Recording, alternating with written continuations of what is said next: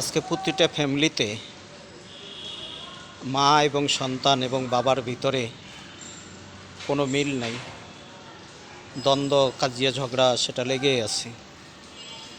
আসলে মা সন্তানে এবং বাবার ভিতরে যদি কোনো কাজিয়া এবং ঝগড়া যদি হয় এবং বাহিরের মানুষ সেখানে যদি এসে তারা মাথা চারা দিয়ে বসে, তো ওই সংসার কোনো দিন সুখী হতে পারে না।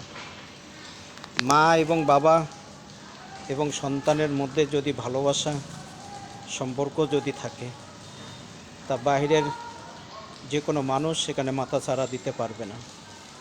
কিন্তু আজকে সেখানে বাহিরের মানুষ মাথা চারা দিচ্ছে, যে কারণ হলো একটাই, যে ছেলে সে বিয়ে করেছে, বিয়ে করে সে বউয়ের কথা ধরে সে মা বাবাকে সে ভিন্ন করে দিতে চাচ্ছে। অনেক ভাই আছেন যে স্ত্রী যতই সে বলুক না কেন যে তার মা বাবাকে ভিন্ন করে দেওয়া, অনেক ভাই আছেন যে তারা কোনো দিন ভিন্ন করতে চান না। আসলে তারাই তো পতিত মানুষ, যারা মা বাবাকে ভিন্ন করতে চায় না, তারাই হলো পতিত পুরুষ এবং পতিত মানুষ।